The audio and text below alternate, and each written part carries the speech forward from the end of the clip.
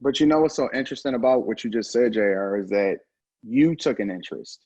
It's funny because usually when I drop a video that has something to do with something messy, right? Something what women are doing wrong or whatever like that, right? Mm-hmm. It's incredibly popular within our community. Like we jump to the first opportunity to get involved in something messy, right? But when I start talking about how money works and I start talking about or giving insight, even when I'm doing mentorship, a lot of times, a lot of these young guys, they check out immediately. They don't care about none of that, bro. It's almost like it's a very slim majority, and I cater to our people, right? I spend a lot of time trying to really tackle some of the issues that I feel like is paramount within our community. Every time I make a video or I do a live on some other platform or something like that, the people that tune in don't look like me. The people that look like me, they tune out, right?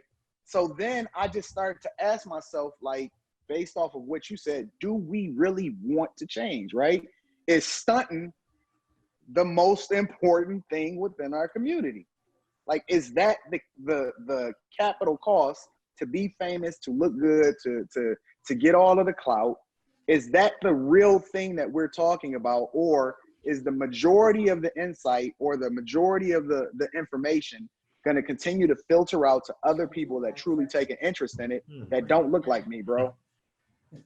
Yeah. No, I mean, Anton, you bring up a good point, but I mean, us historically as Black folks, we're consumers, right? So the thing is, I'm not saying like, and that goes beyond like, no one's making us be consumers. It's a mindset. And this goes back to, you know, even though we call it like stunting and all that, but the thing is, this predates our existence. This go all the way back to a pimping the Negro, going back to the 40s, the 50s, the 60s, going into the 70s of like, hey, we all are, as far as Black folks feel, we have to look a certain way almost because of this identity that we feel we almost have to do this in order to be measured as equal to whoever our peer is, regardless of skin tone. But I think that is also the mindset as well. But, you know, I think that Tawana mentioned a lot of times it's experiences. You know, I think that we're limited based on our upbringing, that we don't, even job opportunity. We don't have like a father or uncle or aunt that could say like, hey, your first job is going to be working with me at my firm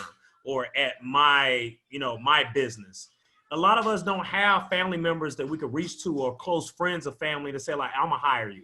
You're going to work for me. We don't have those avenues. So we're still trying to figure it out. One example I would give going back to the wealth piece is that, hell, I didn't understand, like, I'm still figuring out my own what wealth standards or whatever you had mentioned, JR, where it didn't hit me as an adult until like really just last year. So there was a crib right across the street from me, right? So I was thinking like, hey, you know what? This could be a good like investment property, right? And Twana, you mentioned it, like real estate, things like that, business ventures. So I'm like, okay, cool.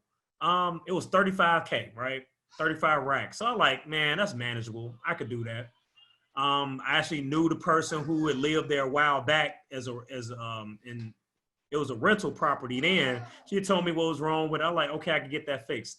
Thing is, I realized that I work and I've been working full time for years, but I really didn't have no real money saved up. So the thing is, like, how can I put like really a down payment, not through a FHA loan or first time homeowner to 3%? It actually was, you know, I need that 20% because this is an investment property. I didn't have that. So then it became one of those like, okay, cool. Well, I'm gonna just go to the bank. Debt to income ratio. The thing is, you mentioned it, Tawana, like the fact like, hey, folks work every day, but I don't got the means to say I got a nest egg of money that's available for like big purchases. Or I may have the mindset, like you mentioned, oh, I'm gonna just use my credit. My credit decent, so I'm gonna just put it on my card. So all that added on to debt to income ratio. My debt to income ratio was over 50%. So guess what? Access denied. No, you cannot purchase that home, right? So then it hit me. It was like, man, how is it that I am not in a position in order to purchase an investment property and yet I work every day? And I'm actually the type of person that doesn't call off. I go to work every day.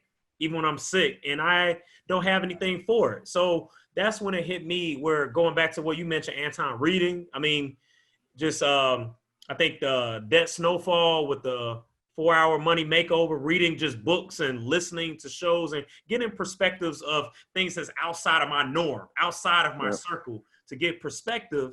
And it made me realize that, you know what? I did not have the most appropriate financial standards that I needed, not for me, but for my family. Because not to do a soundbite, but we think about a couple of years back, Damon Dash had mentioned like, hey, I grind for my last name, right? So the thing is, that means I have nothing to pass forward. And the thing is, I come from family that technically have nothing to pass forward. I have advice, stories, but as far as like actual sustainable wealth, income, business ventures, I don't have that. I had my grandfather actually, when I moved back to the Chi, said, hey, you know what? You can have the house, man. I was like, dope. I'm gonna move from DC and come back to the Chi. I'm able to take on the house. I took on the house with his debt. He took out a second mortgage. So guess what? I'm getting a house. Love my grandfather. Been there since 67. I was like, oh, cool. But the thing is, I had to then take on a second mortgage year 4 of 30. That, come on. Right. Not to say I'm plotting on his downfall. Hey, he turns 90 on the 20th, actually. More power to him. I love this guy.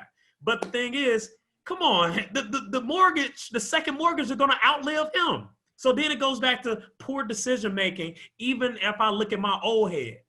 As far as just, and that's these standards or lack thereof, the lack of standards are passed down from generation to generation to me. So I, not just being a black man, not just representing my family, but I need to change, and not for me, but I need to be able to pivot and take my future, my family in a different direction. So for me, that was my moment.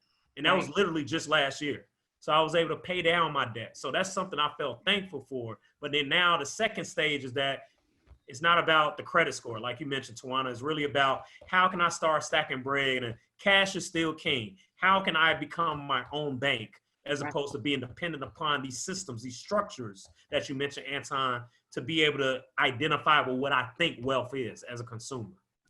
Yeah, wait, before we even go on, JR, what? I just want to say that I have the utmost, highest level of respect for B-Nix for actually sharing his own personal journey as it relates to, you know, the subject that we talking about, because it takes a lot to be that transparent, you know what I'm saying, about your situation in order to really bring awareness to what it is that we talking about. So before we even continue, I just want to say I salute you, bro. That's dope. Like, most that's one of the definitely, dopest things that I've ever heard you say, bro.